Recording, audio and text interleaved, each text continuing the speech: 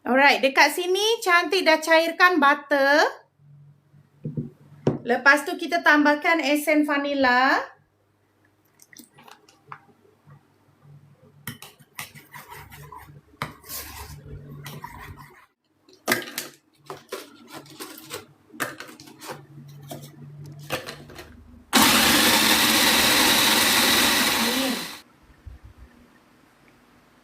Masuk susu pekat ya.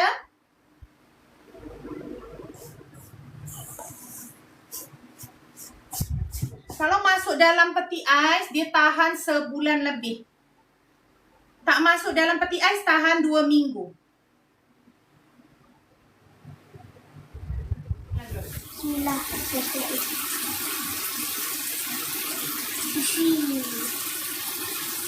Jelaskan dekat guys, rasa biskut tu apa?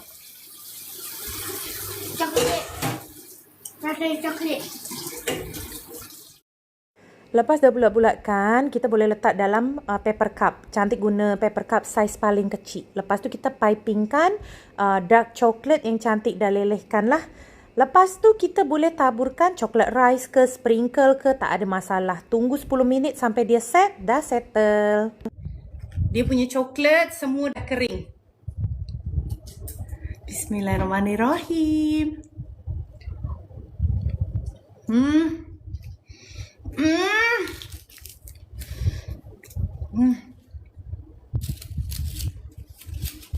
Ih, lawannya. Nampak macam ni? Cantik kan? Guna Tupperware yang rendah macam ni. Dia ngam-ngam. Masya Allah cantik. Kak, jual kak. Ambil macam ni. Sebab dia tak seharusnya masuk peti ais tau. Dia tak masuk peti ais. Dia tahan 1 minggu lebih. Jadi bila akak macam nak jual dekat bazar Ramadan, boleh. Macam ni. Saya tak tahulah jual berapa agak-agak